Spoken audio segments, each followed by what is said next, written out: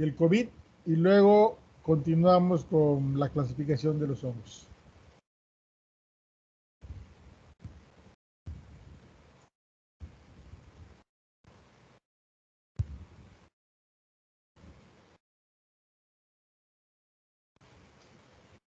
Mari Carmen, María Isabel, Irving y Carlos, ahí tienen sus diapositivas.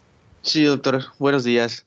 Buenos días. Bueno, pues a nosotros nos tocó hablar un poquito de qué pasa con la mucosa, perdón, con la mucosa oral y la patología pulmonar. Hablando de la mucosa oral, si puede avanzar, doctor, por favor. A ver, ahí está. Ahí está. Hablando de la mucosa oral, en las células que tiene el epitelio de las glándulas salivales va a tener una cantidad alta del ECA2, de la enzima convertidora de angiotensina 2. Entonces, incluso tiene números más altos que el tejido pulmonar. Entonces, al tener una alta expresión de esta enzima, como podemos recordar de la clase pasada que se mencionaba que el virus del SARS-CoV-2 va a actuar con esta enzima. Entonces, en una prueba, incluso antes de que se presenten los síntomas, puede encontrarse el ARN de este virus en la saliva. Nada más como dato, mencionaba que la tasa de COVID-19 en la saliva de los pacientes puede alcanzar hasta un 91.7%. El siguiente, por favor. Em,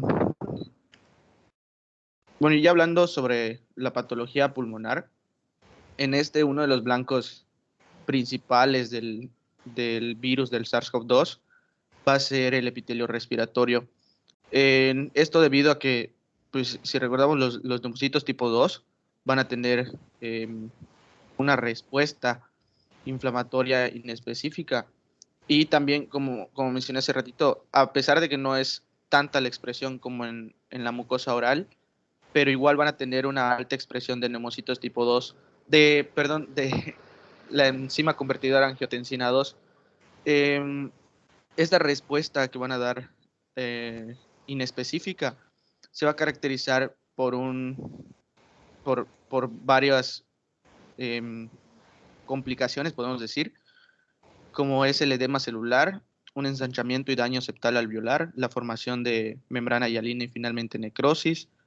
Va a haber daño en los vasos intersticiales pulmonares, una exfoliación severa del epitelio alveolar, que todo esto va a llevar a una limitación al momento del intercambio gaseoso. Al no tener un correcto intercambio gaseoso, igual pues vamos a tener una deficiencia de oxígeno que puede llegar a nivel sistémico y esto provocar pues la falla respiratoria, el fallo en diferentes órganos. Eh, y pues nada más para finalizar, pues el pulmón se vuelve más vulnerable a infecciones secundarias. Y pues sería todo, doctor. Perfecto. Entonces vamos a ver la última.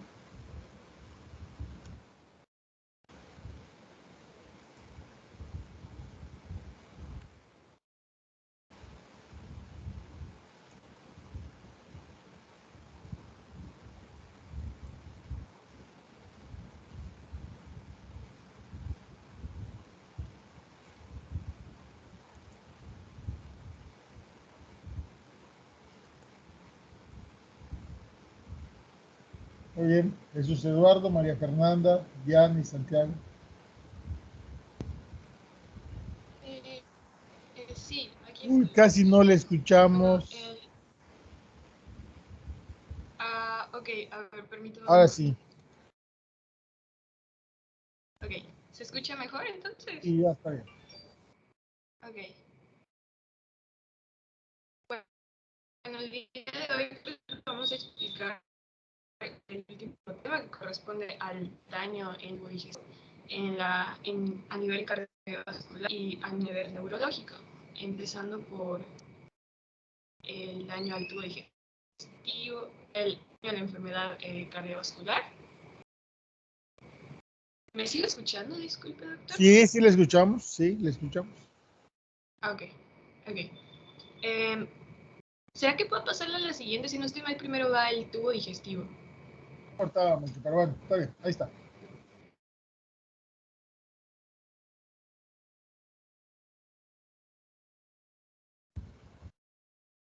Ahí tiene la de tubo digestivo.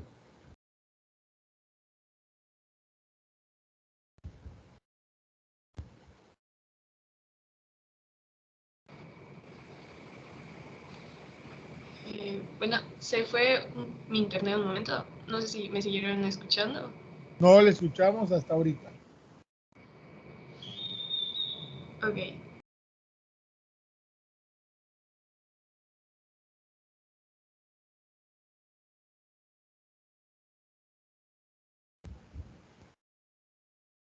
A ver que alguien apoye a su compañera, tiene problemas con internet.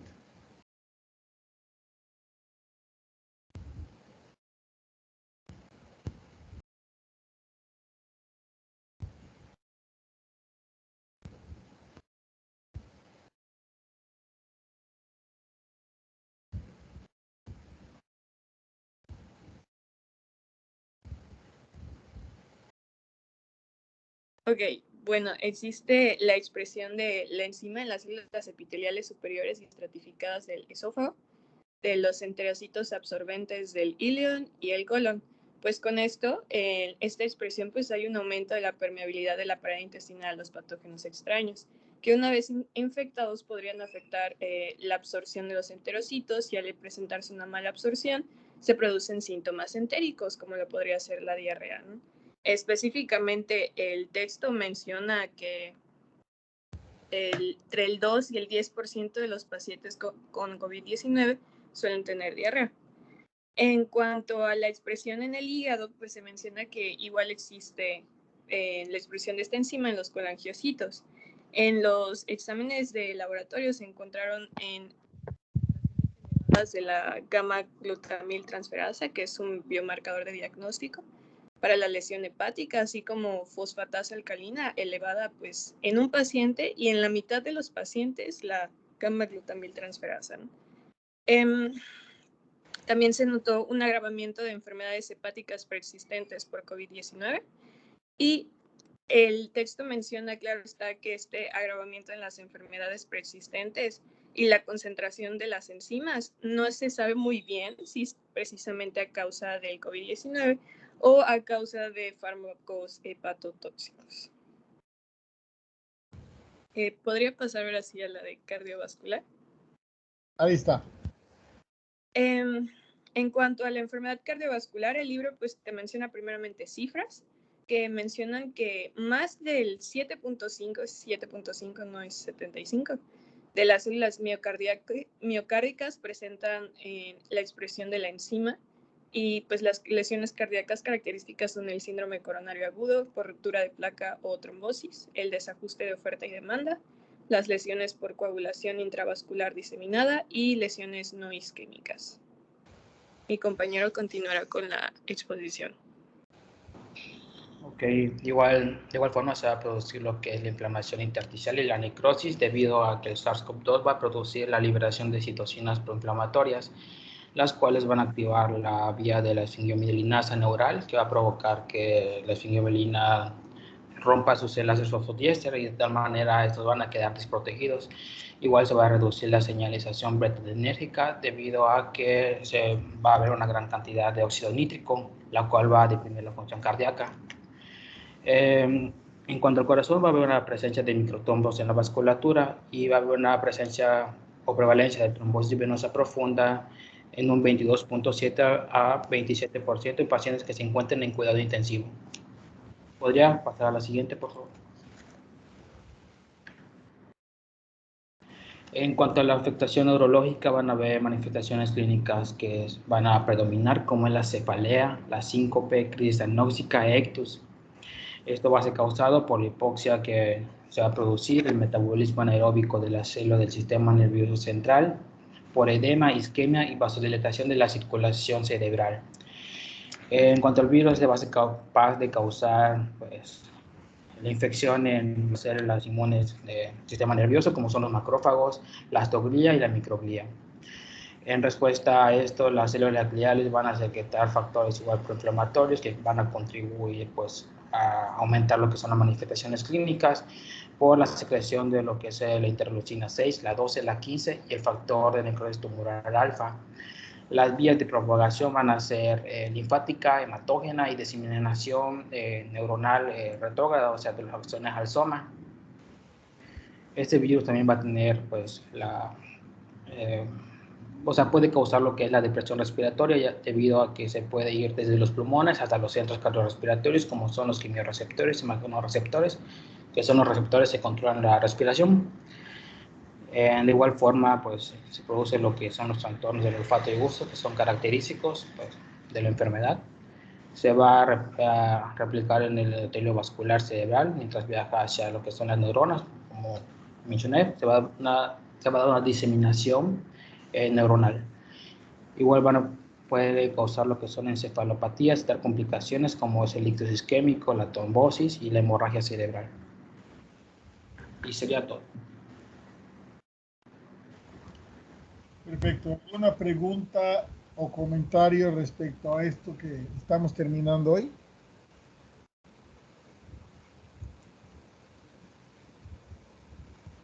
No, doctor. A ver, Doctor. yo sí tengo preguntas. A ver, déjenme ver quiénes están por acá. Un momentito.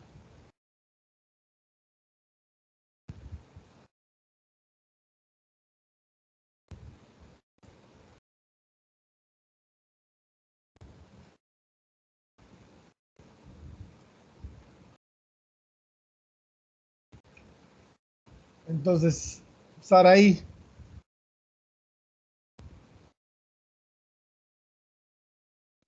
Sí, doctor.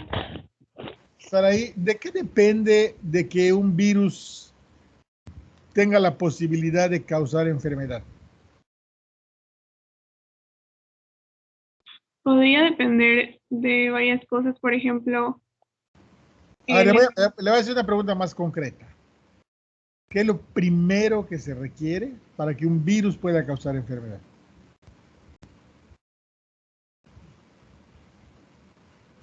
Que pueda entrar a la célula y reproducirse. Exactamente. Y para que pueda entrar a la célula y reproducirse, ¿qué se necesita? Ya nos lo dijeron varias veces ahorita, ¿eh? Desde la primera diapositiva hasta la última, nos dijeron que se necesitaba algo. O sea, estoy de acuerdo con usted, lo que se requiere es que tenga la capacidad para penetrar a la célula y empezar a reproducirse. Si el virus no tiene la capacidad para penetrar a la célula y reproducirse, no existe la posibilidad de que un virus cause enfermedad. Ahora, ¿de qué depende de que el virus tenga la capacidad de penetrar a la célula?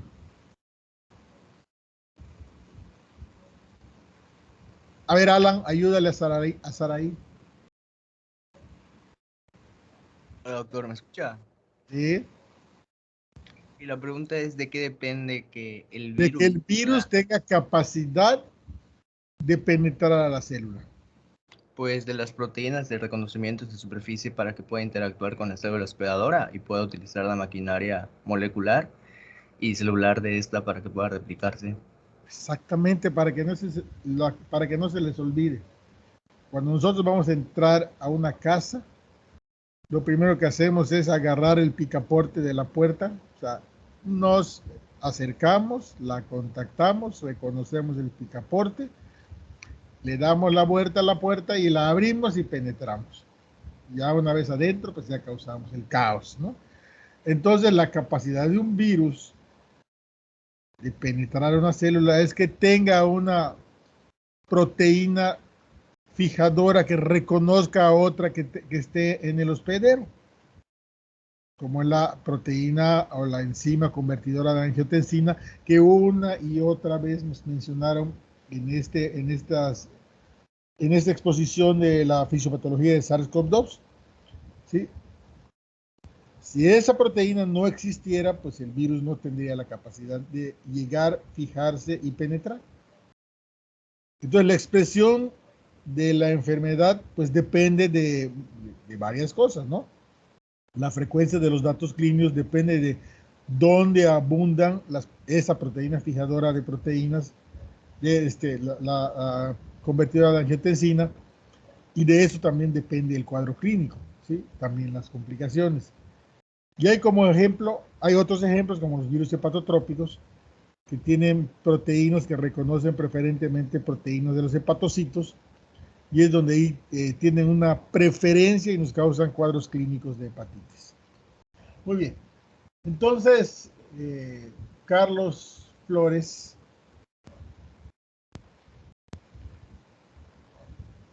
Sí, doctor, buenos días. ¿Cuáles son, Carlos, buenos días, los dos mecanismos principales a través del cual los virus causan daño en las personas? Dos mecanismos principales. Nos los mostraron en las diapositivas. Dos mecanismos. Sí.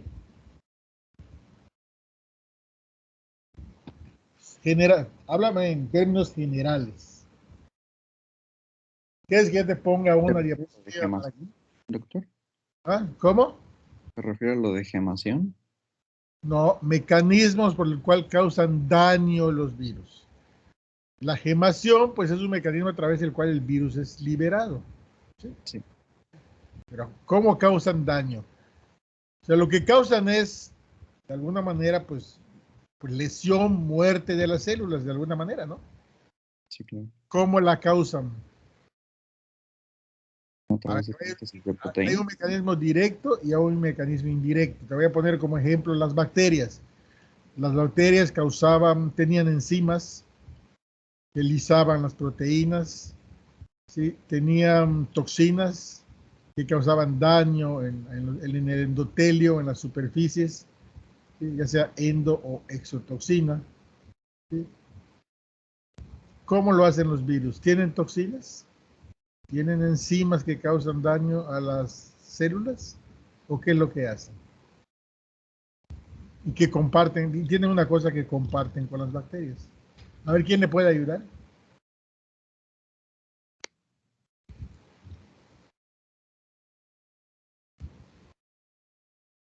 Lo dicen las diapositivas, ¿eh? De alguna manera. A ver, Juan Fernando Maza. Sí, doctor.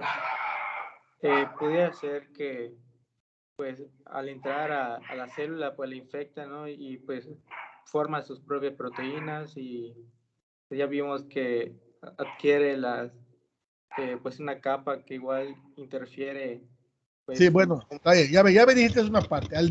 Bueno, ya te lo voy a decir. Al usar la maquinaria de la célula para formar sus proteínas, ¿qué está haciendo entonces? Está desviando, ¿sí? La maquinaria en lugar de trabajar para la célula, trabaja para el virus, y al no trabajar para la célula, pues de alguna manera, pues causa falta de síntesis de proteínas de las células. Se pueden generar además elementos no adecuados para que la célula persista y la mata. O sea, desvía la maquinaria de la célula para su beneficio y acaba la célula muriendo al no tener su maquinaria para subsistir. Esa es una manera en la cual el virus causa daño. ¿Qué tanto desvíe la maquinaria de la célula? Pues va a depender del tipo de virus y también va a ser la severidad de la enfermedad. Ese es un mecanismo. Y el otro mecanismo, pues es la inflamación. Ustedes lo estuvieron diciendo una y otra vez cuando vimos esas diapositivas de SARS-CoV-2, que la inflamación que ocasiona la presencia del virus y el daño celular, ¿sí?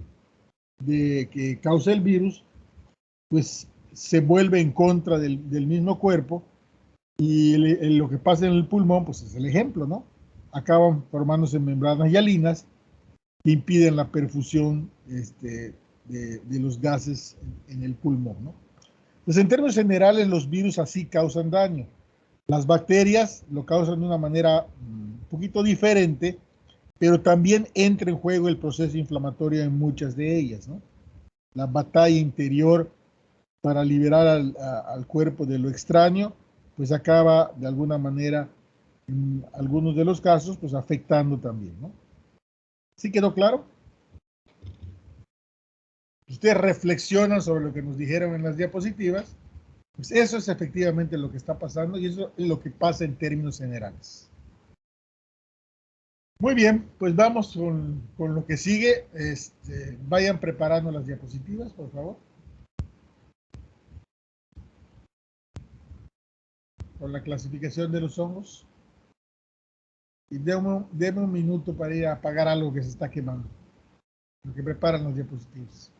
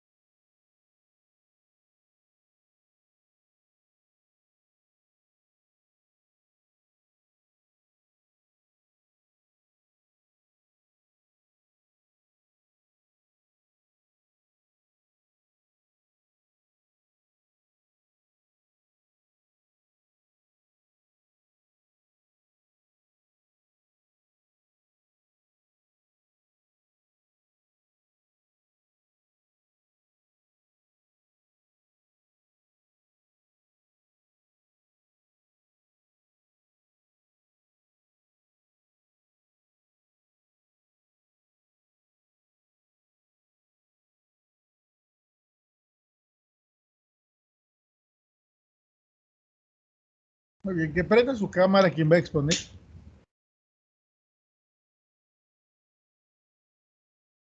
Buenos días, doctor. Buenos días.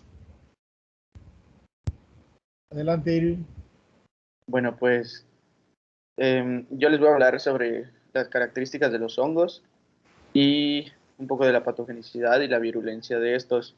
Nada más como dato, porque pues sí, no, o sea, no me adentré tal cual a los hongos en específico, de que cierto orden, cierto tipo de hongos, es más general, pero nada más como dato, hay 5 clases de hongos que son los que van a causar enfermedades en el ser humano, que son los mucormicetes, basidiomicetes, neumocistiomicetes. Los últimos dos no sé cómo se pronuncian, pero era como ewascomicetes y hemiascomicetes. Nada más como dato. Bueno, pues para comenzar, ¿cuál es la importancia de que pues, nosotros estudiemos los hongos?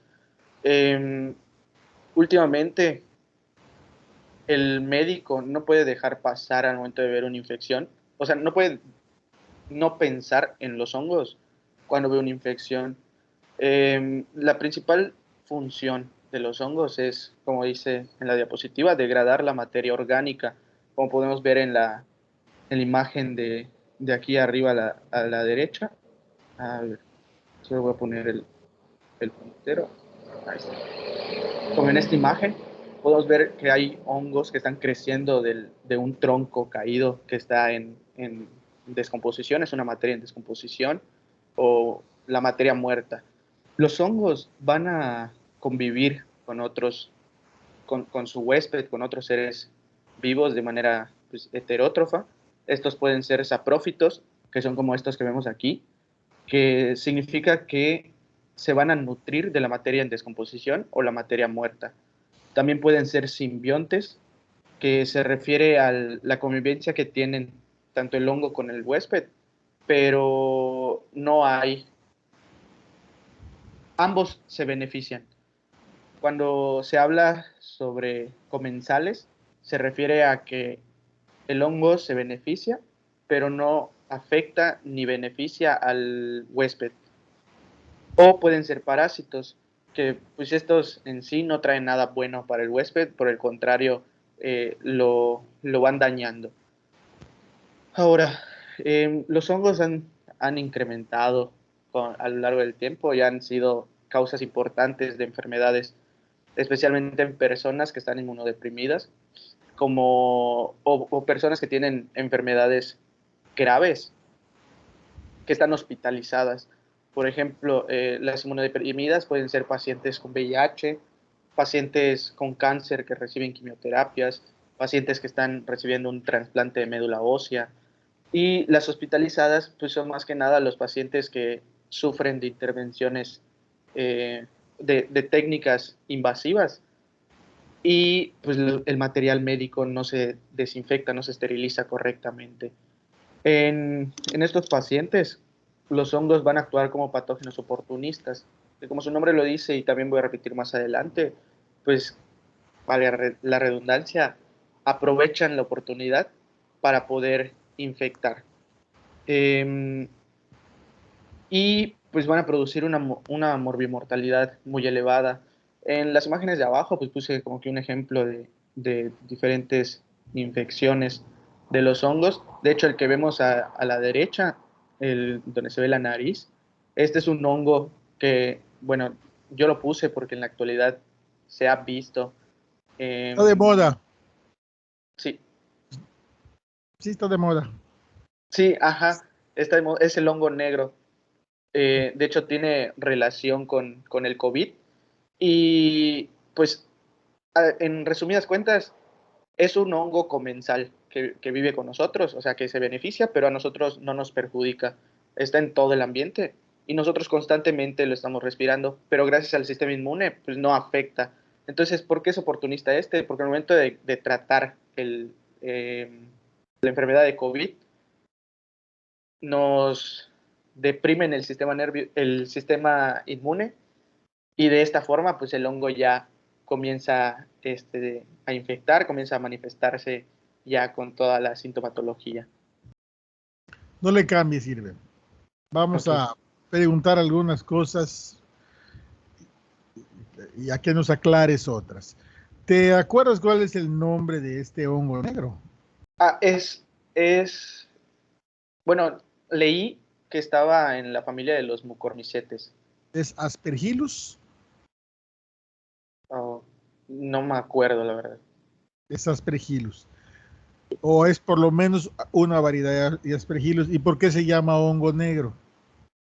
Por la característica de que den la piel. Algo así leí que cambia la pigmentación. Sí, tiene un pigmento.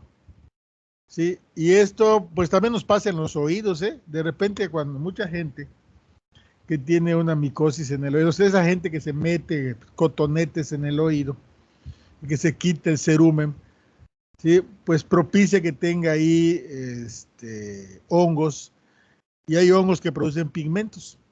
Se ve oscuro, se ve una piedra, como una piedra negra, ¿no?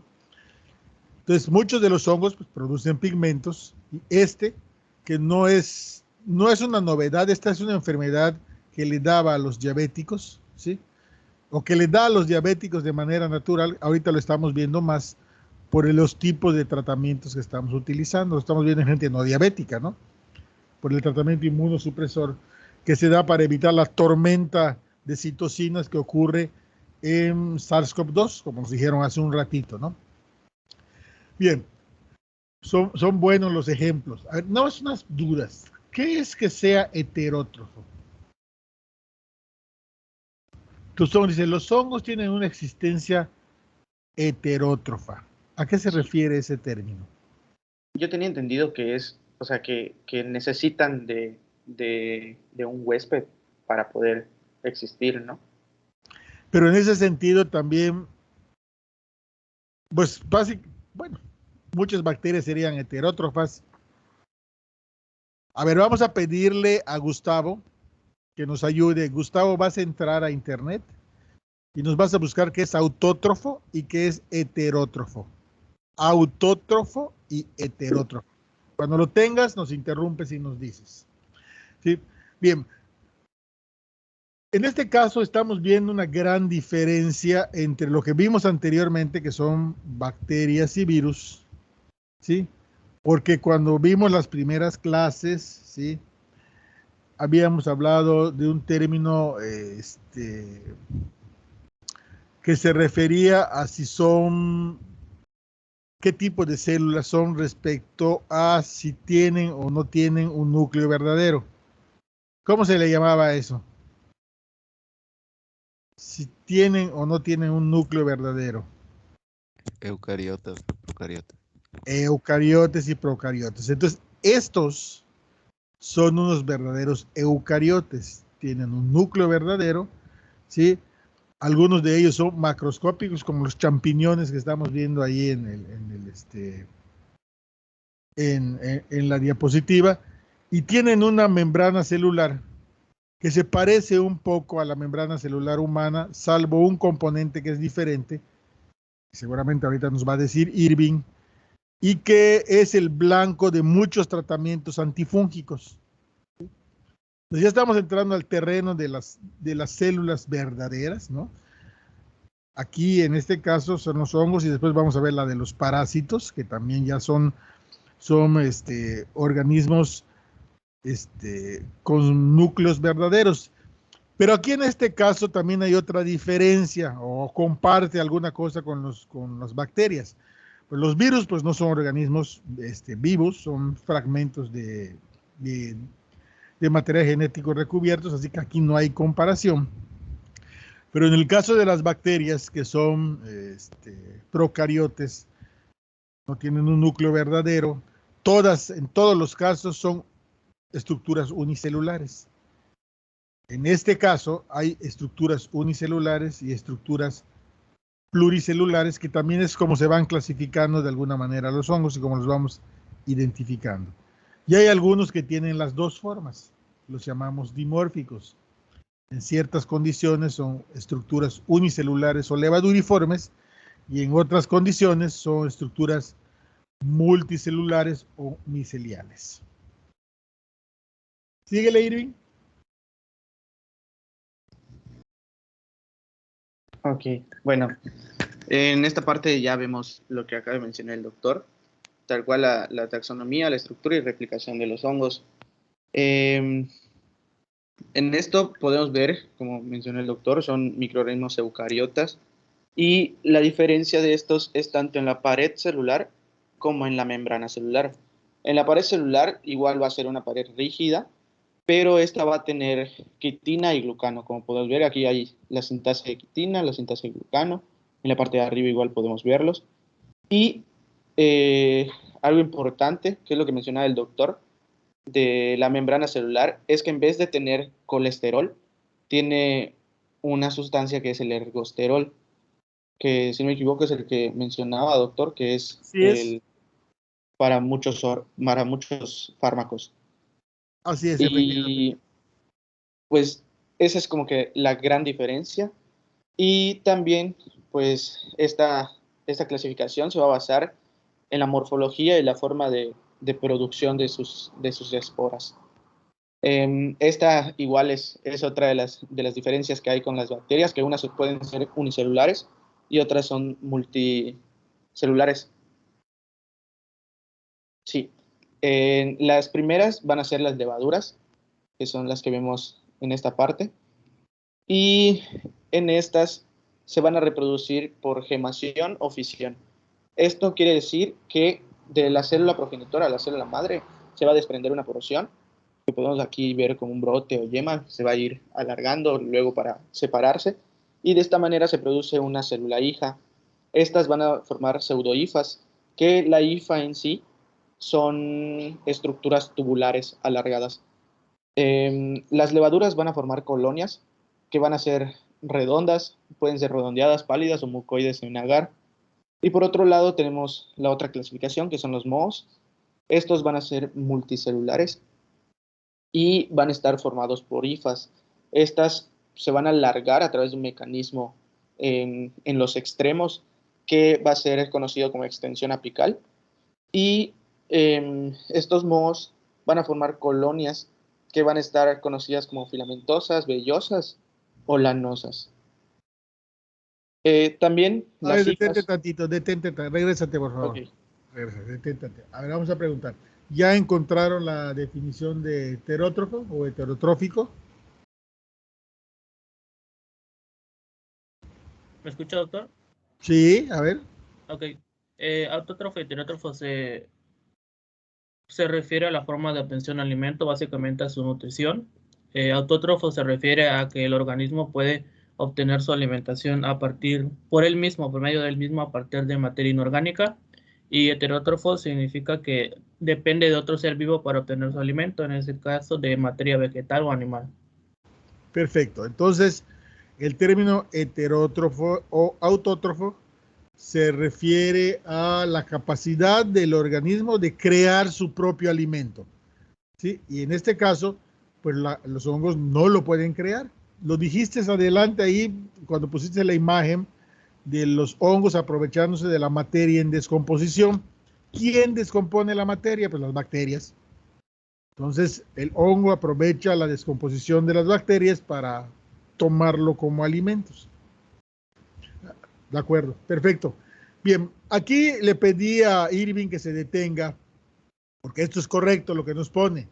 ¿Sí? Esa es la gran división de los hongos en mohos y levaduras. Las levaduras son estructuras unicelulares que se replican por gemación y que pueden formar estructuras alargadas que son pseudo-hifas, no son hifas verdaderas, porque la hifa verdadera es una estructura multicelular alargada en forma de un pelo y es la base, es la base de los micelios y son estructuras multicelulares. Pero existe un tipo más, Irving, que son los hongos dimórficos, ¿sí? Como su nombre lo dice, es de D2 y que en ciertas circunstancias, ¿sí?, adquieren su forma de levadura y que en otras circunstancias adquieren la forma de moho. Varias de las patologías que vamos a ver, ¿sí?, son causadas por estos hongos dimórficos, por ejemplo, Histoplasma capsulatum, ¿sí? Son hongos que son en la naturaleza, son mohos, pero cuando llegan al organismo se convierten en levaduras por la temperatura y las condiciones. Y la levadura, pues la levadura es la forma más rápida, es más fácil de replicarse, solo se tiene que partir en dos.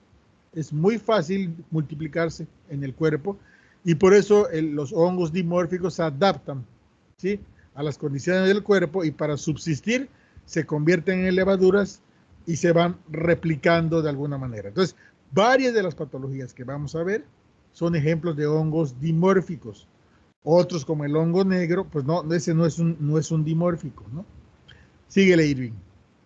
Sí, de hecho, más adelante lo mencionaba, pero No pues sí para importa. tener en cuenta.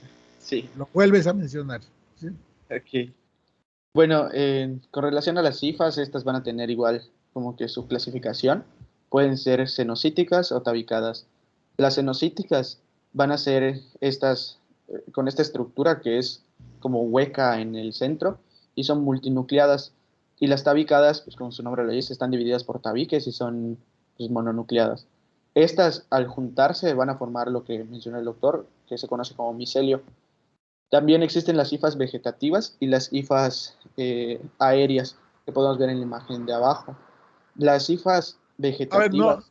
bueno, no son las hifas, son las partes de. Ok. Una parte es aérea y una parte es vegetativa, pero no son hifas diferentes, ¿sí? Síguele. Sí. Ok, bueno, pues están las vegetativas, que este es cuando el moho crece ya sea en la superficie o por debajo de este. Y las aéreas, pues como su nombre lo dice, se encuentran por encima de la superficie. Estas normalmente pueden producir conidios, que es, ahorita les voy a mencionar, es una forma de reproducción asexual. Y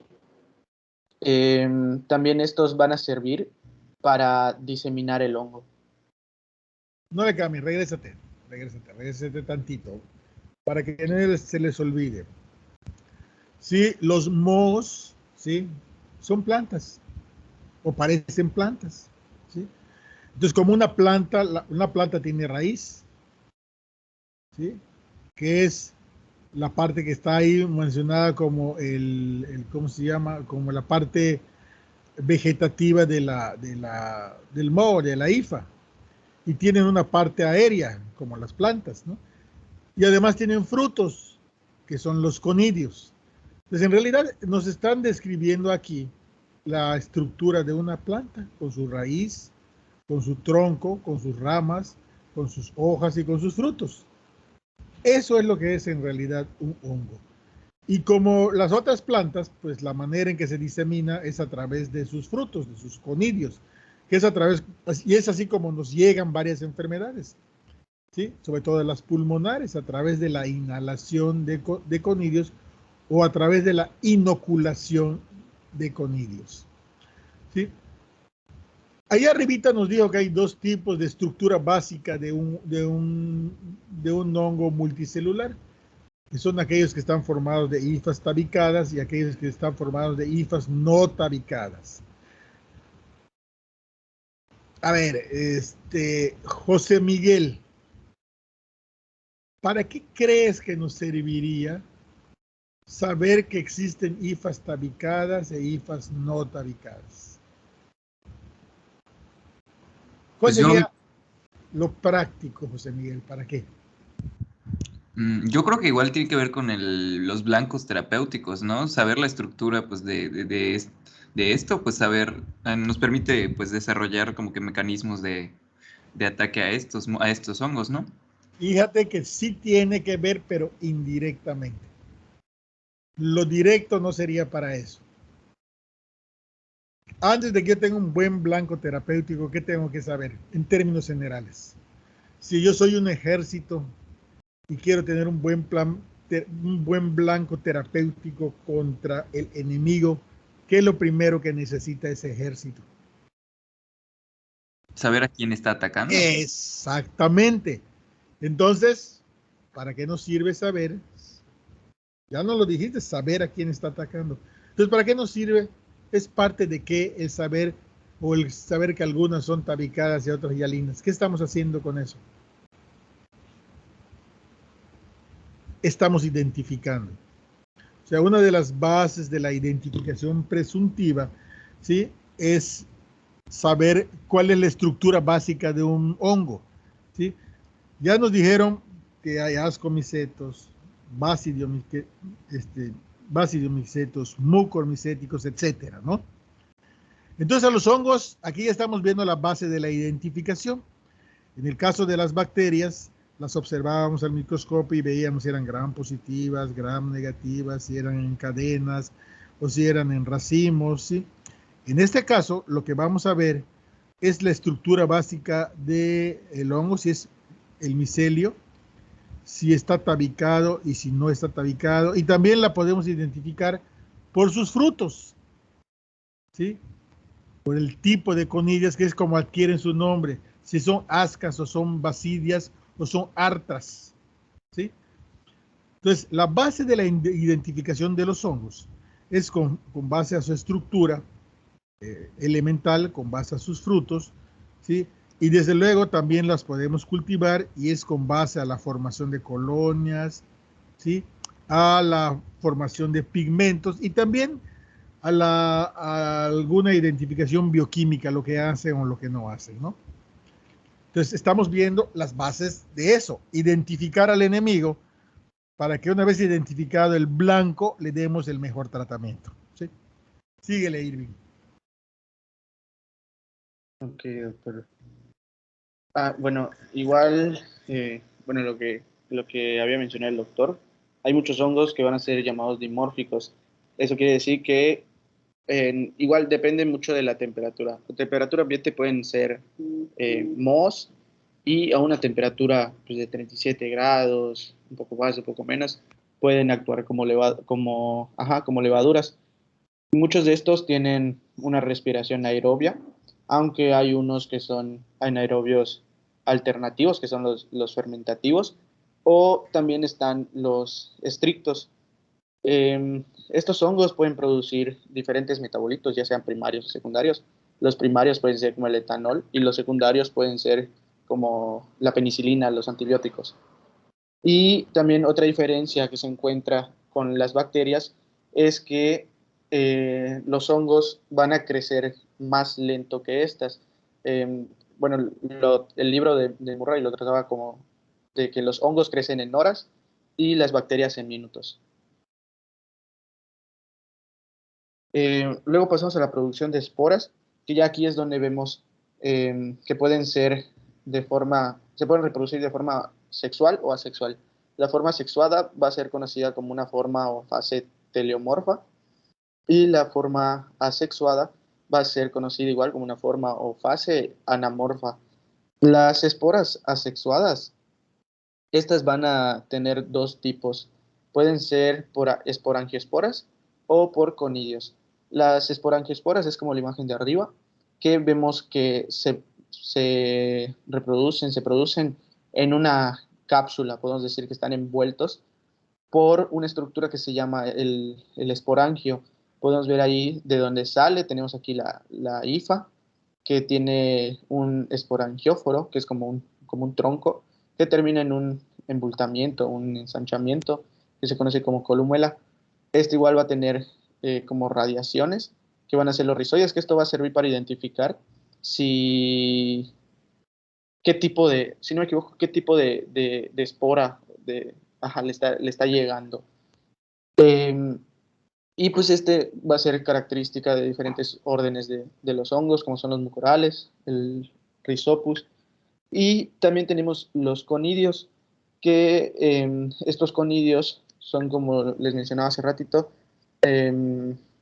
estos se van a transportar sin envoltura, podemos verlo aquí, están pues, al aire libre, y de hecho estos es la forma en la cual pues viene un aire, se liberan y son transportados hacia otras partes. Incluso estos son lo que nosotros al final terminamos como inhalando, respirando, y pues ya de esa manera entra a nuestro cuerpo ya sea para quedarse y no producir ningún síntoma, o que nos produzcan ya los síntomas que deben producir.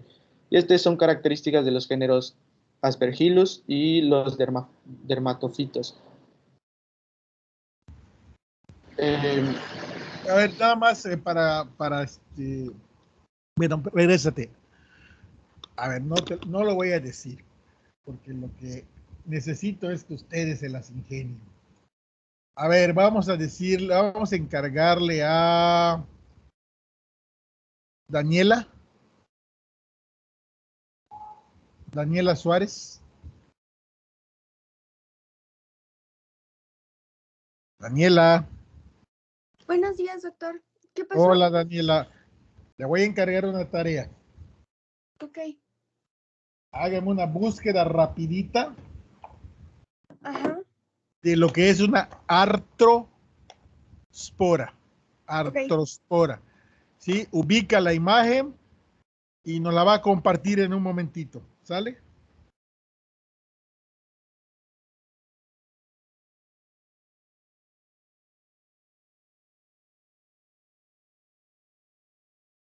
Adelante, Irving. Ok. Adelante.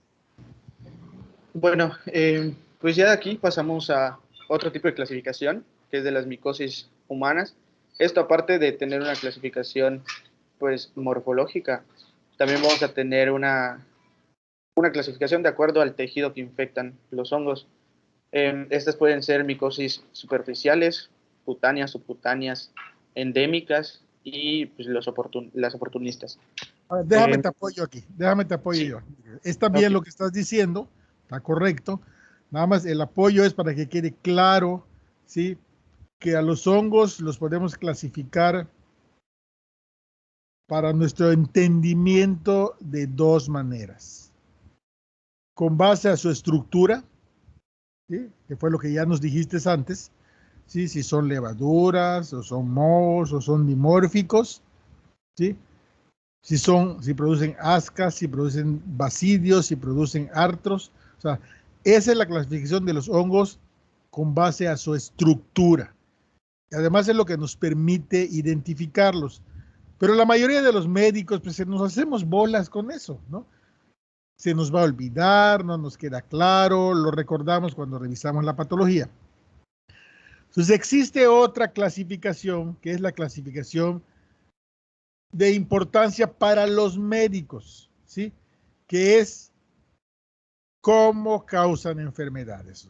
La gran mayoría de los hongos no causan enfermedades, ya nos lo dijeron.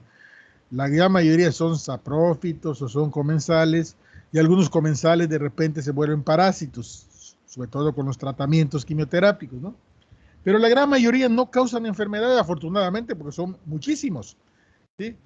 Existen muchísimas especies de hongos y la gran mayoría no causan enfermedades. Entonces, la otra clasificación es la clasificación médica, que está relacionada con la anterior, porque la anterior nos permite identificarlos. Pero la clasificación médica, entonces, es con base al tipo de enfermedades que nos causan. Y aquí nos está poniendo un ejemplo Irving, ¿sí? Los hongos que nos causan enfermedades superficiales de la piel y de sus anexos. Luego también hay hongos oportunistas, ¿sí? Y así vamos con una clasificación ya con entendimiento médico que se relaciona sí o sí con lo que nos dijeron anteriormente. ¿Sí? De acuerdo. Entonces, adelante, Irving. Cuando esté lista, Daniela nos avisa. Ok. Bueno, pues en esta clasificación, hablando de las micosis superficiales, esta, pues como su nombre lo dice, es muy superficial, se limita a la zona superficial de la piel y más que nada es estética, no son destructivas. El ejemplo que puse pues es la imagen de la espalda, que es una pitiriasis versicolor. Como les digo, no son destructivas, solo son estéticas. Luego tenemos a las micosis cutáneas, que ya es como una onicomicosis que podemos ver en la imagen. Estas pues ya afectan la capa queratinizada de la piel, cabello y uñas, y estas ya pueden convertirse en sintomáticas, pueden dar los síntomas que puse ahí, son prurito, descamación, rotura del cabello, parches anulares en la piel, uñas engrosadas y coloreadas. Luego tenemos las micosis subcutáneas. Estas ya son infecciones más profundas que pueden ser producidas por varios hongos. Estas ya pueden producir abscesos, pueden liberar líquidos, tener úlceras que por más que se estén trate y trate, pues no curan. O también pueden desarrollar una respuesta autoinmunitaria. Estas, a pesar de lo feo que se ven y lo feo que se escuchan, pues suelen ser localizadas, no suelen avanzar más allá de la zona que infectan. Y luego tenemos las micosis endémicas, que pues como su nombre lo dice, son específicas de una región.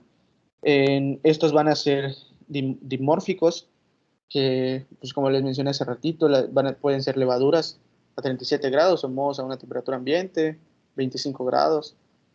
Y también se conocen como sistémicas. Esto es porque ya estos sí pueden producir infecciones a personas sanas, que son los conocidos como patógenos verdaderos o patógenos primarios, que atraviesan la barrera, las barreras que nosotros tenemos en el sistema inmune y pueden alojarse en el pulmón, causar una infección respiratoria y ya de aquí diseminarse hacia los diferentes órganos y sistemas. Y por último tenemos a las micosis oportunistas, que pues estos, como les mencioné, bueno, en sí, la mayoría de los hongos pueden ser patógenos oportunistas. Entonces, normalmente pues solo van a estar existiendo y apenas vean la situación o la oportunidad para poder infectar, pues van a desarrollar la enfermedad. Y pues todos los hongos pueden actuar como patógenos oportunistas. Luego... A ver, detente tantito, Irving. Vamos para que respires. Y dice Daniela que ya tiene lo que le encargamos. A ver, Daniela, que le apoye. ¿Quién le va a apoyar? Emiliano. Emiliano.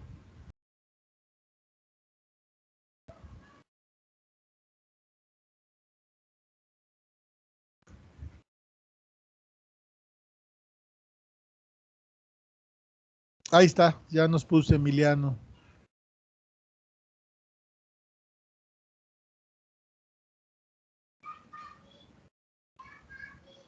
Adelante, Daniela. ¿Tenía que decir algo? Sí, tenía que decirme qué es.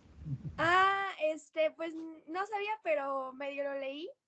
Ajá. Bueno, decía que resultaban, o sea, se daban por la descomposición de una cadena de células. Pero no Ajá, leí más. ajá. Entonces, ¿qué son las artroesporas? A ver, ahí se los puse. Esporas. Ahí se los puse, léalo. Ahí está en el chat. Léalo. Ah, ok. Son esporas desarrolladas en una hifa previamente tapicada. Algunos hongos forman artroesporas separadas por una zona libre de citoplasma, cuya pared se rompe liberándolas. Los comidios o conidiosporas son las esporas asexuales externas. Muy bien, entonces, cuando nos hablaron de las estructuras, de una de las estructuras, ¿sí? De las formas anamórficas de los hongos, o sea, la forma asexuada, ¿sí? Nos hablaron de dos estructuras especializadas de donde salían las esporas, ¿sí? Las basidias y las ascas, ¿sí? Estructuras especializadas. Pero algunos hongos no tienen estas estructuras especializadas, sino que se parten nada más como se parten de estrecheces, ¿sí? Por eso se llaman de articulación, artroesporas, ¿sí? Entonces es lo mismo que lo que hay en las estructuras especializadas, pero aquí son más sencillas, solo se parten, se estrechan y se parten como si fuera una articulación. Entonces son las artroesporas, ¿sí? Y con base a su forma, si son cenocíticas o hialinas, y la forma de su colonia, pues las vamos identificando. Entonces es una forma más de espora añadida a las dos que ya nos dijo su compañero. Hay otras formas más, ¿sí? Pero estas son las principales. Les voy a poner aquí en el chat un vínculo de un PDF que es de un libro que no está claramente identificado, pero es de un libro, ¿sí? Es un manual de micología general, solo para que ustedes vean las imágenes y las otras referencias que hay allá, ¿sí? Que existen otras variedades, otras maneras de nombrar las esporas, ¿no? Ve, ahí está, a ver, póngala que sigue. Ahí está. Esa es una artroespora, ¿sí? Es la hifa, ¿sí? Que se rompe en pedacitos y eso da pie a otra hifa, ¿sí? No constan de una estructura, les voy a quitar de una estructura especializada, como lo estamos viendo acá. Estamos viendo las estructuras especializadas, ¿vean? Los esporangios, ¿sí? Y otros nombres, ¿no? Aunque ya nos dijeron los principales. ¿De acuerdo? Ahí se los puse allá en el chat. Adelante, Irving.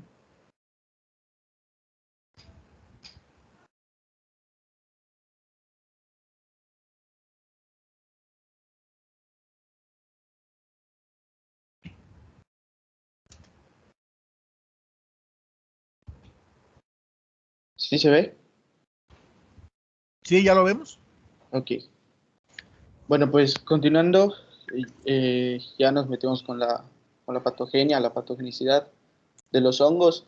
Esta patogenicidad va a ser muy limitada de los hongos, pero también tenemos que un pequeño número de hongos va a ser lo suficientemente virulento como para causar enfermedades y que se considere como patógenos primarios. Que como les mencioné, estos van a tener factores de virulencia que les va a permitir atravesar las defensas, las barreras que tenemos fisiológicas que están activas. Yo me lo aprendí así. Los patógenos primarios van a producir una enfermedad a personas sanas.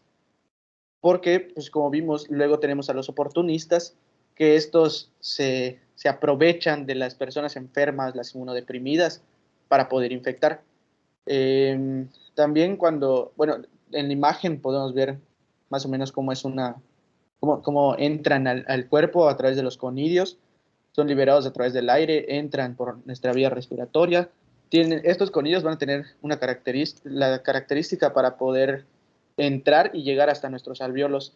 Una vez alojados ahí, los macrófagos son los encargados de fagocitarlos y igual depende del tipo de hongo, el tipo de orden en el cual pertenezcan estos conidios, pero hay algunos, como mencionaba el doctor hace ratito, que van a ser dimórficos. Entonces al momento de entrar al macrófago, estos se convierten en levaduras, y una vez convertidos en levaduras, ya sea por diferentes factores, puede ser que en el pH de los lisosomas, que va a ser los encargados de poder destruir estos conidios, se convierten en levaduras, y a través de enzimas, diferentes mecanismos, van a buscar la forma de que no sean destruidos y puedan alojarse ya en el cuerpo, en el organismo. Y una vez que realizan sus mecanismos, ya estos pueden ya colonizar al individuo, al huésped, provocando una invasión hística, y comienzan la diseminación sistémica como tal. Y pasa la tira. ¿De dónde tomaste esa imagen, Irving? Esta imagen la saqué de internet. De internet. ¿Qué explica esa imagen? Por ejemplo, ahí vemos un murciélago. Luego, sí es un murciélago, ¿verdad? Lo que está arriba y a la derecha. Luego vemos plantas y una flecha ahí apuntando a los pulmones con bolitas. Y luego abajo está un macrófago con células fagocitadas. Con células fagocitadas, y por ahí está el hígado. ¿Qué explica eso? A ver, tradúceme eso que está en esa diapositiva. Pues, como les mencioné, o sea, es como el camino que va siguiendo el hongo a través, desde que está afuera como un conidio, que estas bolitas azules, moradas, son conidios, que a través del aire entran a nuestro cuerpo, se va hacia el árbol bronquial, se entran a los pulmones, y aquí en los pulmones llegan los macrófagos, las fagocitan y pasan los mecanismos de estos, y ya después se da la diseminación sistémica, que ya puede llegar a los huesos, hígado, vaso, riñones y todos los demás órganos. Claro, esta es una manera. Nada más les voy a poner ejemplos, les voy a contar. Vamos a ver dos patologías, ¿sí? Vamos a ver más patologías de dos que vamos a ver, ¿sí? Vamos a ver la histoplasmosis, ¿sí? La histoplasmosis es una enfermedad que puede tener varias variantes clínicas, pero la principal variante clínica es la pulmonar, aunque también hay su forma diseminada y ahí también hay su forma alérgica, ¿sí? La histoplasmosis, el histoplasma capsulatum se crece en la materia fecal de los murciélagos, ¿sí? En el mosto de los murciélagos, ¿sí? Y los murciélagos, pues, habitualmente están en grandes concentraciones en las cuevas. Entonces puede ser una enfermedad inclusive laboral, de arqueólogos, de paleontólogos, de turistas, y también es de curiosos. A mí me tocó ver un brote de histoplasmosis, es una bola de curiosos que se fueron a meter a una cueva ahí por Tizimín, ¿no? Entonces, esta imagen que está muy bonita, ¿sí? Nos está expresando dos maneras a través de las cuales pueden llegar las esporas al pulmón. Una es a través del aire, cuya base es la materia fecal, el mosto de los murciélagos. Pero también vamos a ver otra enfermedad pulmonar con la cual hay que hacer el diagnóstico diferencial, que es la fiebre del Valle de Rift, que es en California, y por eso se llama fiebre del Valle de Rift, ¿sí? Donde el hongo crece en los campos de esa zona, y donde muchos de los que trabajan allá en el campo se enferman y curan, y no los diagnosticamos, pero a otros tienen enfermedades pulmonares o diseminadas que se pueden confundir con histoplasmosis. Hay otras maneras de llegar. Por ejemplo, hace un rato Irving nos puso las fotografías de las dermatofitosis, ¿sí? En el caso de las dermatofitosis, pues la manera en que llegan ya no es por el aire, llegan por inoculación directa, por el uso de zapatos contaminados, por andar sin zapatos. El pie de atleta, que es el mejor ejemplo, pues el hongo está en la tierra y la humedad y la maceración de la piel favorecen la entrada, ¿no? Y en otras son comensales que tenemos en el cuerpo, como en el caso de Candida albicans. Vamos a ver candidiasis cuando veamos las enfermedades genitales, ¿sí? Y aunque está entre las enfermedades sexualmente transmitidas, ¿sí? Si no nos los dicen, yo se los voy a recordar que la candidiasis genital no es una enfermedad sexualmente transmitida, sino que es una enfermedad que aparece por oportunidad. ¿Sí? Cándida es un comensal que aprovecha muy comúnmente la oportunidad y causa enfermedad. ¿Sí? Entonces, cada uno de estos ejemplos los vamos a ir viendo con el paso del curso, pero siempre nos vamos a ir regresando un poquito a estos temas básicos para recordarlos. ¿Sí? Adelante, Irving. Ok. Y pues ya para terminar, nada más unas características comunes en la patogenia de los patógenos fúngicos. De esto, la mayoría, si no es que todos los patógenos primarios, que pues nada más para recordar, son los que atraviesan las barreras, los que pueden enfermar o producir enfermedades a personas sanas, van a producir infecciones respiratorias. De esta forma es por la cual luego pueden ser diseminadas, pueden ser sistémicas. Todos van a tener una fase saprobia, que esta se caracteriza por hifas tabicadas y filamentosas, y también una fase parasitaria, que quiere decir que se van a adaptar al crecimiento a 37 grados y se puede reproducir asexualmente. También pues, una característica común es que son dimórficos. Igual, para recordar, pueden ser levaduras o mohos, dependiendo de temperatura. Y el factor de virulencia que comparten estos patógenos fúngicos primarios con los oportunistas va a ser la capacidad de replicarse a 37 grados. Y pues ya sería todo de mi parte, doctor. Perfecto, Irving. Gracias. Vamos a oír a Augusto. Ahora sí, Augusto. Lúcete con lo tuyo. Ya te ayudamos mucho. Ya pusimos ejemplos, ya hicimos comentarios. Sorpréndenos.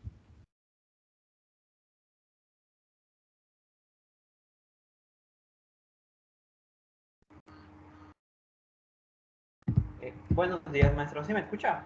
Sí. Prende tu cámara y pon tus diapositivas, porfa. Sí, ya voy.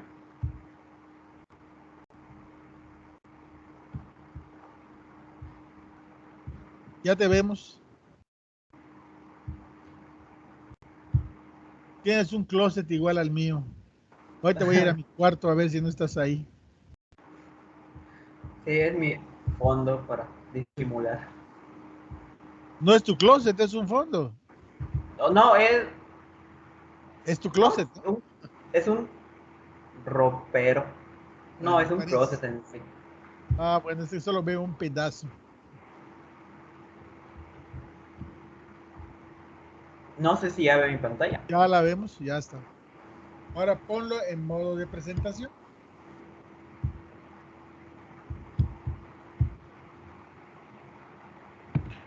Ahora sí. Ahora sí. Bueno, ahorita vamos a ver un poquito más de mecanismos de patogenicidad de virus y hongos. Ya vimos bastante, sobre todo de los virus, pero hay igual algunos conceptos o formas que podemos ir viendo. Por ejemplo, lo primero es que el virus tiene que penetrar las primeras barreras que tiene el cuerpo. Por ejemplo, la piel, las mucosas. Este es el primer reto que tienen los virus y hay muchas formas en que lo pueden hacer. En un punto voy a hablar de cómo se pueden transmitir. Eso ya son cosas que sabemos, por ejemplo, en COVID, en VIH, tienen formas muy específicas de contagio y en estas logran penetrar estas barreras. Un concepto que igual es bueno remarcar es el tropismo, que es la preferencia a varios virus a un tipo de tejido, a un grupo tisolar. Y puede ser crear como un foco o tener o un poco más de complicaciones por tener esas variantes en un mismo tejido.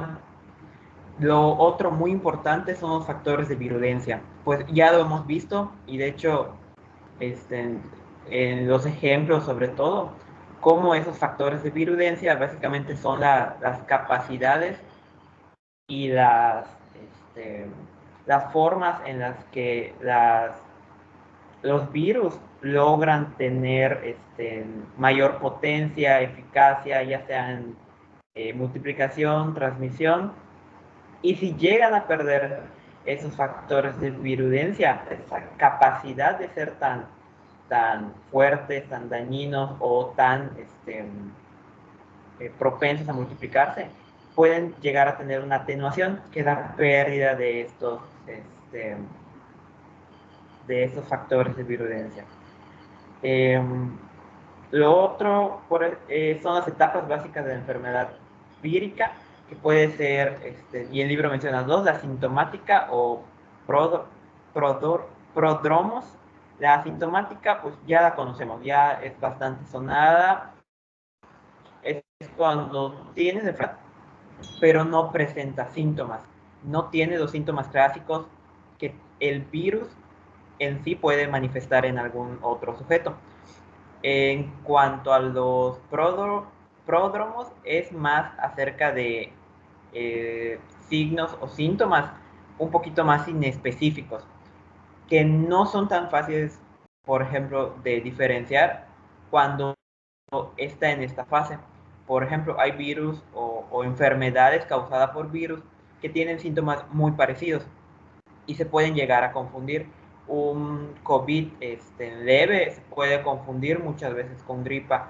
Y, por ejemplo, he visto que muchos en atención primaria, muchos confundían en COVID con infecciones de garganta, por ejemplo. Esto pues es un poquito sobre esto, de cómo se puede, o cómo los virus tienen como una forma no tan específica a veces de causar síntomas. Y ya para infecciones de tejido dianas, pues como sabemos, hay dos conceptos muy importantes, que la viremia, que es la cantidad de virus, o más bien la presencia de virus en sangre, que esto pues causa que se disperse mucho más rápido. Esta viremia puede ser bastante complicada, porque la presencia de virus en la sangre termina o facilita que este virus pueda entrar al sistema nervioso y sobre todo que se despliegue de una manera muy sistémica. La viremia secundaria nos menciona que es cuando estos virus están en macrófagos y se infectan esos macrófagos y se liberan, o es una respuesta o un ataque que tiene a macrófagos, y de esta forma se van a ir esparciendo.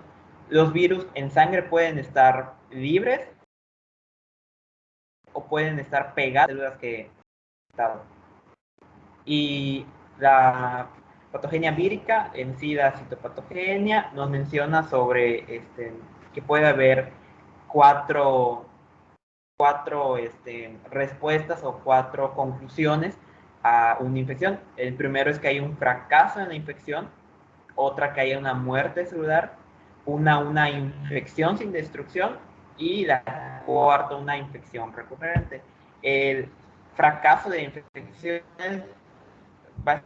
básicamente conoce también porque no existe un daño en sí a la célula, básicamente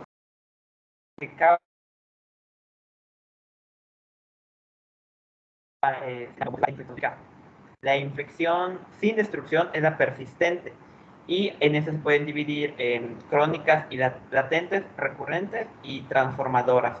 Las crónicas, pues ya las sabemos, mantienen su carga viral, sobre todo por esos mecanismos de, por ejemplo, mutaciones en el VIH, que hacen que persistan y estén bastante tiempo en el hospedero. Las latentes que pueden tener una carga viral, pero no desarrollarse en sí. Las recurrentes son las que siempre llegan a tener como que cargas virales lo suficientemente contagiosas por intervalos que pueden causar enfermedad.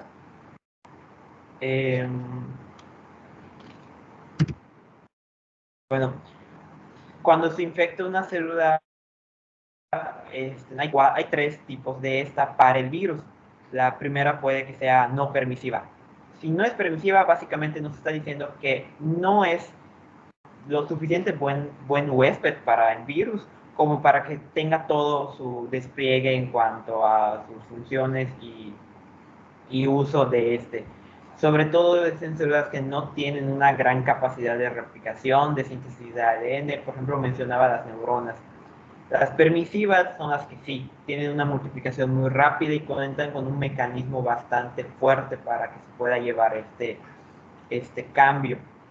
Y las semipermisivas son unas que ligeramente pueden aportar para toda esta maquinaria del virus, pero no es tan buena o presenta como que algunas deficiencias en cuanto a esto. Como ya había mencionado, las infecciones líticas mayormente terminan en apoptosis, y ya en las no líticas, lo que mencionaba, son infecciones ya persistentes.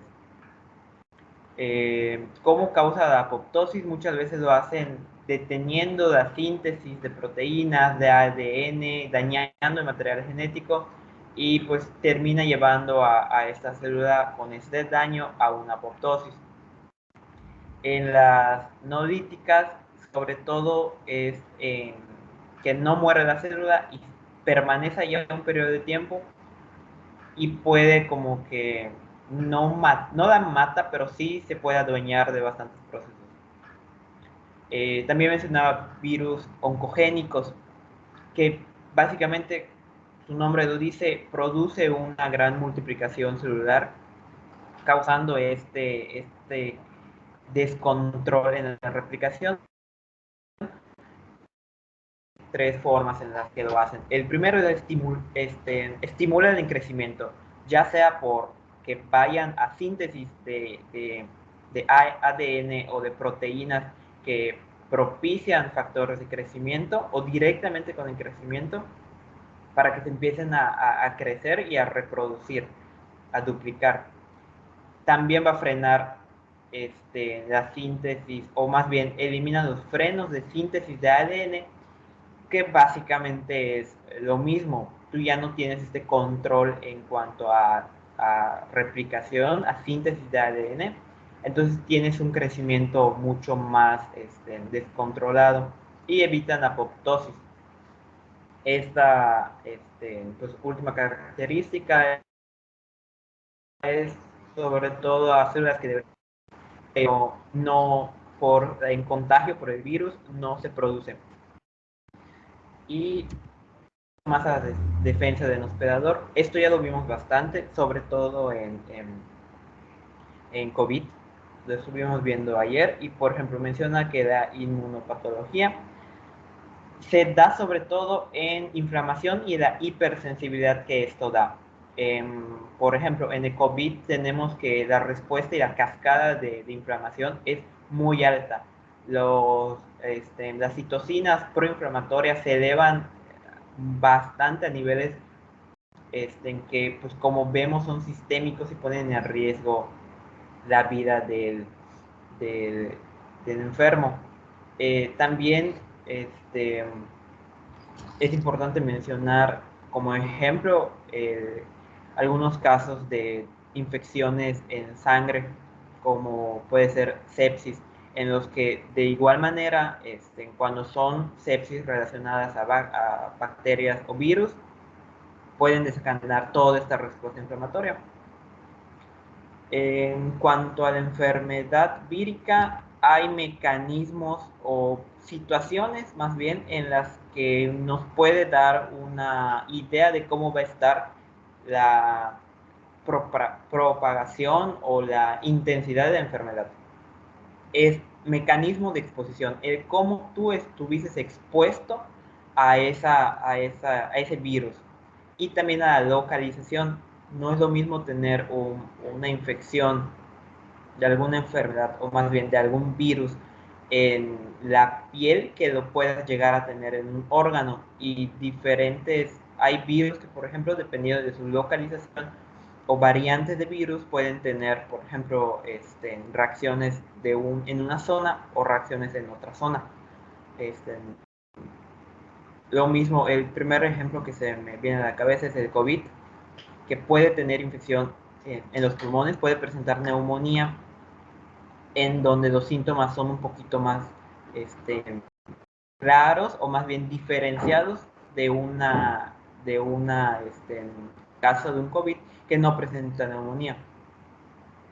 También es importante en el estado inmunitario que también esté tu sistema inmune si no tienes alguna presión, sobre todo y no necesariamente como patología, sino también o visto de manera un poco diferente como desnutrición,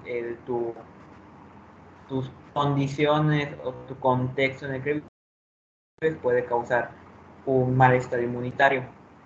La dosis vírica, si no me recuerdo, creo que la cantidad de virus que se requería para contagiar el COVID era de 4.000, un número aproximado.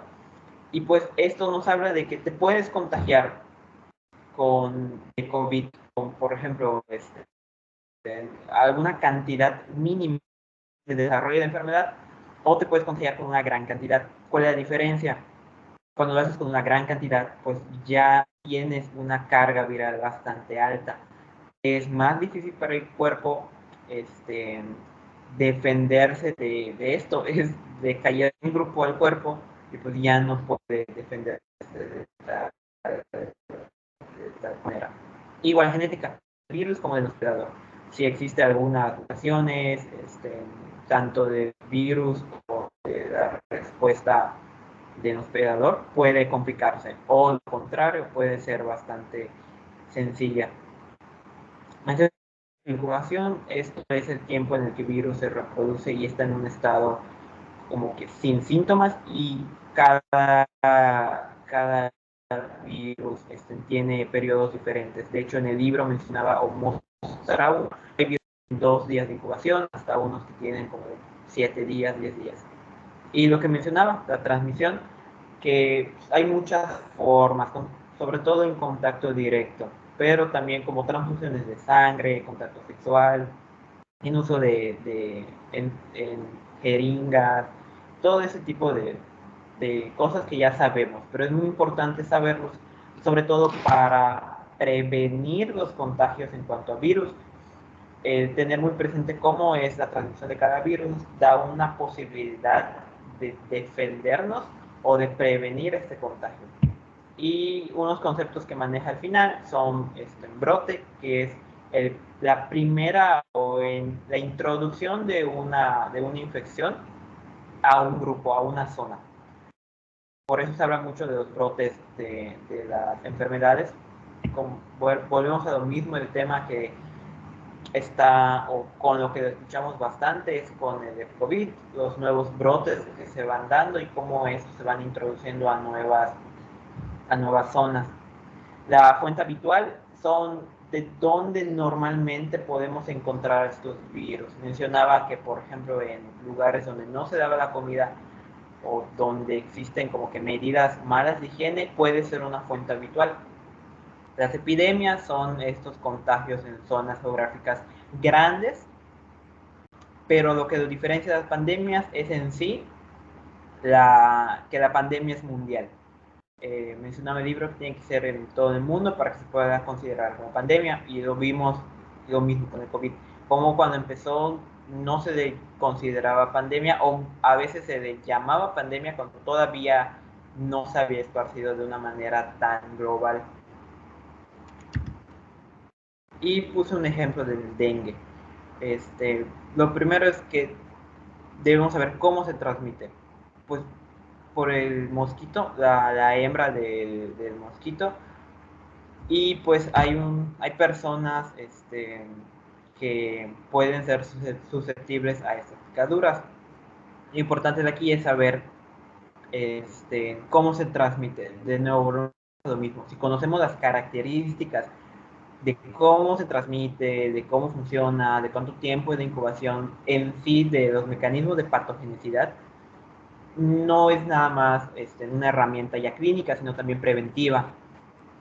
Y pues aquí lo que ya sabemos, también se nos menciona que tiene un efecto en el sistema inmune.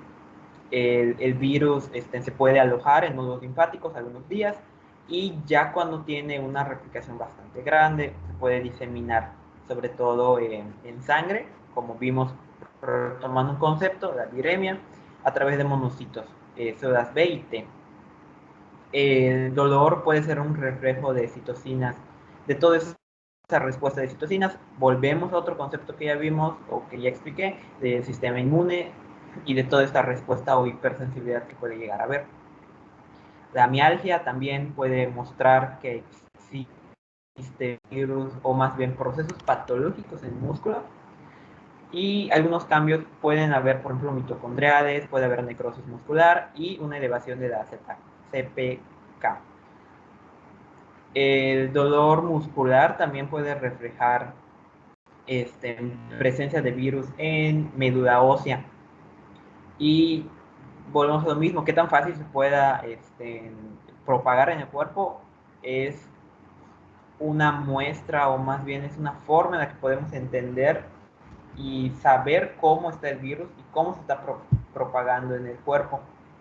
Es por eso que es muy importante tenerlo en cuenta. También hay unos cambios en cuanto a hígado, se aumentan las transaminasas hepáticas. Hay cuadros de dengue severo que está más dado por algunas mutaciones o carga viral. Como expliqué, es muy importante saber la carga viral porque nos permite tener esta idea de si el dengue puede ser severo o si se puede tratar o no puede ser tan grave. Todo esto se debe a la respuesta inmunitaria que se va a dar como ya había explicado, con anticuerpos que a su vez terminan siendo una forma en la que el virus se puede replicar. Y igual podemos mencionar cuando los macrófagos ya empiezan con todo este sistema, también el complemento, muchas veces se pueden llegar a tener complicaciones. Aquí lo menciona con la cascada de coagulación y se puede presentar una coagulopatía. Y todo esto es dado a estas características patogénicas del virus. Y ya pasando a lo que son hongos, ya se nos explicó bastante, de hecho, acerca de esto. Lo importante aquí es más con los ejemplos que da el libro. Son, como vimos, no todos los hongos presentan o causan enfermedades. Algunos sí, y los que sí lo hacen, como que nos medio explica la manera en la que lo hacen.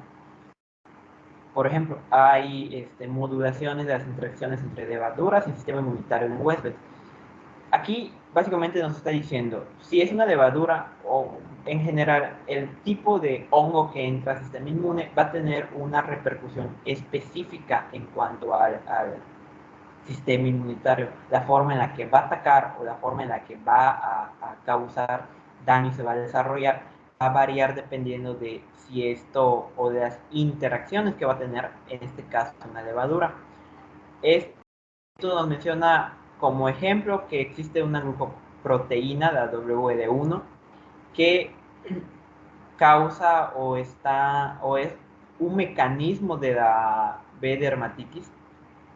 Esto es lo mismo, es una característica específica de esta enfermedad que ejemplifica esta forma en la que puede llevar a producir enfermedades, o nos muestra o nos da un panorama más bien del funcionamiento del hongo.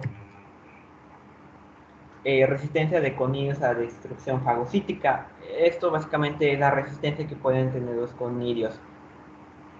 Si la pared externa de como está formado por proteína en un 50%, también tienen pequeños polipéptidos,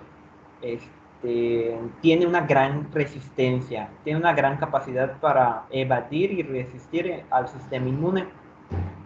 Y de todo ese sistema tiene unas pequeñas partes que se llaman hidrofobinas, y esto y en general todas esas características morfológicas son un mecanismo de patogenicidad porque les permite a los hongos tener esta resistencia. También hay una estimulación en una respuesta inmunitaria. En este caso es en cuanto al Coccidioides immitis, en donde habla más de una glucoproteína específica que va a estar en la pared externa de células parasitarias. Esta sobre todo va a estimular a la ruta inmunitaria de linfocitos T, TH1 y TH2. Esto sobre todo nos ejemplifica como, de nuevo, una respuesta o una característica del hongo nos puede causar o pueden causar en el cuerpo reacciones muy específicas. En este caso se liberan o se estimula la ruta inmunitaria de linfocitos por esta glucoproteína que se tiene, en este caso específicamente de hongo, de la coccidioides. Otro mecanismo que a mí se me hizo bastante interesante es la producción de la ureasa. En este caso, en hongo C. immitis, que cambia el pH, en este caso lo vuelve alcalino a su alrededor. Y si el cuerpo tiene la respuesta de identificar para matar o más bien para atacar a este hongo, lo que hace es mediante estos cambios o específicamente alcalinos, logra evitar que le hagan daño lo vemos con amoníaco, iones amonio, que que las células parasitarias liberan. Entonces es interesante ver que ya no solamente empezamos a ver como lo morfológico, porque las anteriores sí tenían su relación de, por ejemplo, la glucoproteína que está en la membrana o en la pared externa, y ahorita estamos viendo mecanismos específicos contra daños, o más bien contra respuestas del cuerpo. Igual es muy importante, y aquí lo puse como que en general, el cuerpo, todo lo que pasa en el cuerpo, en este caso puse hormonas, lo mencionaba el libro, pueden alterar el cómo funcione este hongo. Nos menciona a uno que es en paracocidomicosis, que si bien pareciera que afecta tanto hombre a mujer, la enfermedad sintomática es 78% mayor en hombres que en mujeres, y mucha de la investigación que se ha dado es sobre todo dando resultados que es sobre las hormonas. Entonces, como los diferentes estados del cuerpo, por así decirlo, nos puede dar o una ventaja o una desventaja ante estos agentes, y los hongos, que son los primarios que ya habíamos visto, tienen como que esta noción, pues tienen esa capacidad patogénica. Pasando a los patógenos oportunistas, nos daban 3 ejemplos. La cándida, que es los patógenos más frecuentes. Estos están en la mucosa y se presentan bastante. De hecho, conozco personas que les ha dado sobre todo después de alguna enfermedad, alguna infección o tratamiento, por ejemplo, con antibióticos. Y lo vemos cuando, como ya habían explicado por Irving, estos hongos están esperando la oportunidad de que haya algún proceso que les permita causar esto. A veces más bien es como que las circunstancias que dan esta gran replicación. Y como vemos, esta puede causar daños en varios órganos diana, como en hígado, vaso, riñón, corazón y cerebro. Ya en los últimos dos, el Cryptococcus neoformans es una levadura, en este caso encapsulada, que va a producir las infecciones en el ser humano. Este microorganismo va a infectar a personas normales, pero lo mismo, vamos a ver que va a ser mucho más grave en una persona inmunodeprimida. Eso lo podemos retomar en concepto de inmunopatología en cuanto al sistema inmune, de que si tu cuerpo o tu sistema inmune tiene o está baja, puede ser una oportunidad para bastantes organismos de presentar enfermedades. Y por último, el género Aspergillus, que de hecho se explicó, y podemos ver su foto, una imagen ahí de su morfología. Es una infección micelial, invasiva, es la más frecuente de este tipo. Y lo importante de mencionar aquí es que se encuentra y puede vivir en el suelo, plantas, macetas, incluso la pimienta. Y de nuevo, están esperando una oportunidad para dar o producir esta enfermedad. En ejemplo, ya más específicamente, escogí de la histoplasmosis, que ya había explicado ya había explicado usted de cómo se da todo este mecanismo, de dónde existe, sobre todo de guano, y de murciélagos y de aves, y las esporas son muy resistentes. Estas esporas van a entrar al sistema respiratorio, y cuando logren vencer, y si logran vencer a los alvéolos o al sistema de protección de estos, va ya a producir los efectos. Cuando germinan, crean una fase que se llama levaduriforme, y va a actuar como cuerpos extraños activos. Es un mecanismo igual para estar produciendo daño, o por la cual se produce daño. En este caso se movilizan linfocitos, y aquí vemos la importancia de su morfología, de su estado, de su presentación, de cómo, dependiendo de cómo sea, puede tener acciones específicas. Igual la acción macrofágica, en este caso, puede eliminar los parásitos, pero si existe un complejo primario, una gran cantidad de infección, estos macrófagos pueden reproducir a esta enfermedad, y ya pues dan un complejo primario, este estado de infección un poquito más elevado. Pueden producir neumonía, adenitis, e incluso puede haber derrame pleural.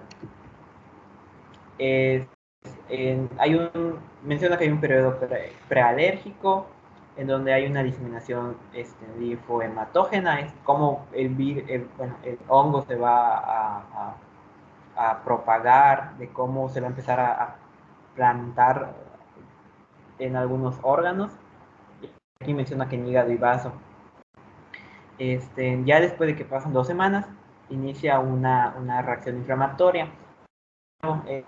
Inflamatoria es la que puede tener efectos bastante nocivos para el cuerpo, sobre todo en el parénquima pulmonar, igual en ganglios y regiones metastásicas. y menciona que puede producir necrosis gaseosa, pero normalmente estos focos se curan y cicatrizan.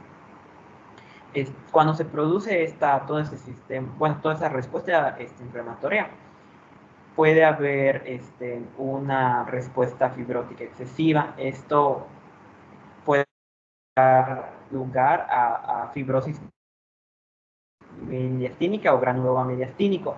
Va a haber daño que se va a volver fibrótico y va a producir esto en el mediastino. En el caso de inmunosupresión, esta enfermedad evoluciona y va a tener daños en hígado, vaso, médula. ¿Cómo lo hace? En general se puede ver un aumento en el tamaño de sus órganos. Y aquí una imagen, un esquema, un poquito más de cómo se va a dar esto, y en cada uno podemos retomar conceptos que ya se habían mencionado acerca de características y de las formas en las que se contagian. De nuevo, resaltando la importancia de cada uno de estos conceptos que hay que tener. Y básicamente aquí podemos ver cómo se puede dar, cuáles son las resoluciones de esta enfermedad. Y por último, que menciona un poquito que hay cúmulos multifocales, granocitos, eosinófilos en tejido conjuntivo, que pues está contagiado, muestra ya ionización, infiltración de sales de calcio. De nuevo son mecanismos patogénicos, y también hay aparición de otras células inmunes por esa forma o por este hongo. Y bueno, algunas cosas o de lo que puede provocar, por ejemplo, la angeitis puede provocar fibrosis en total del vaso, y igual la cisticercosis, cuando es parenquimatosa, perdón, se puede observar necrosis neuronal. Y ya con esto, como vamos viendo ejemplos específicos de enfermedades causadas por hongos, podemos ver cómo los conceptos o cómo sus mecanismos de patogenicidad nos dan idea bastante acerca de cómo van a actuar y cómo se va a desarrollar. Y ya sería todo. Muy bien, Irving. Nada más una aclaración. Está perfecto. Con esto se complementó todo lo que había. Nada más regrésame a la anterior. Para hacerte una observación. Todo estuvo muy bien. Diste más de lo que se te pidió, ¿sí? Me parece perfecto. Complementaste bien. No, la anterior, la que sigue, la penúltima. Ya, déjala ahí. Y está perfecto. Creo que todo debe estar claro. Cuáles son los mecanismos de daño en términos generales. Ya vimos bacterias. Y aquí nos hablaste de virus muy extensamente y algo de hongos también bastante bien. Y lo único que te pediría es que quites lo que tiene ahí abajo que dice cuando la cisticercosis es parenquimatosa. Porque no sé en qué momento cambiaste de o a esta diapositiva, ¿a qué se refiere? Si a los parásitos, porque no lo dice por ningún lado, ¿no? Sí, ya se me acordó. Es que cuando estaba haciendo mis diapositivas, bueno, la primera vez, creo que mencionó que igual agregue de una parásito o amiba. Entonces agarré a la cisticercosis. Ya se me acordó, por eso cuando leí se me hizo bastante extraño, pero no recordé. Pero sí es residuo de esa diapositiva que quité. Te voy a pedir un favor. Bórrala y déjale todo lo demás. Y la dejas allá en el repositorio de diapositivas. Ok. Porque de repente se salió del contexto y no supimos, y parece que estás hablando de los hongos y de repente abajo le pones cisticercosis, ¿no? Que no es un hongo, sino que es un parásito. ¿De acuerdo? Entonces sería la única observación. ¿Sí? Muy bien, jóvenes, estamos a 5 minutos de terminar. Me voy a compartir mi pantalla.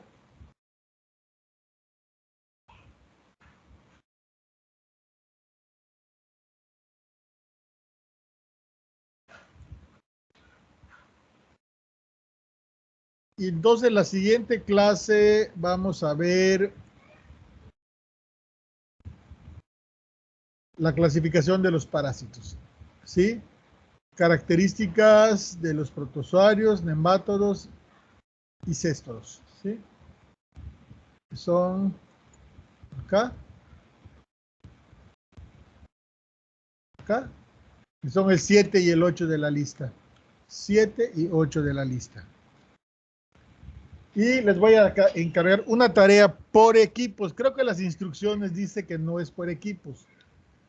Pero para que yo lo revise, tiene que ser por equipos, si no, no voy a poder revisarlo, ¿sí? Ustedes ya vieron el ¿cómo se llama? El video de historia de la microbiología.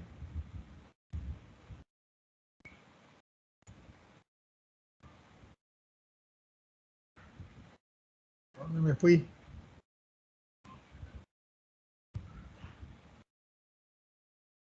Entonces aquí les tengo puesto una carpeta que dice cuestionario 1. Aquí está. Cuestionario 1. Ah, ya lo hicieron. No ha dicho nada. Ya. Disfruten su fin de semana. ¿Alguna pregunta o comentario? No. Bueno, entonces nos veríamos el lunes, 8 de la mañana, con lo que es la clasificación de los protozoarios y los metazoarios. ¿De acuerdo? 7 y 8 de la lista. Sí, doctor, gracias. Perfecto. Que tengan buen fin de semana. A disfrutar ahora. Gracias, doctor, igualmente. Sí, a disfrutar ahora que no nos tocó el ciclón. Se fue para otro lado. Muchísimas gracias, doctor. Hasta luego. Hasta luego.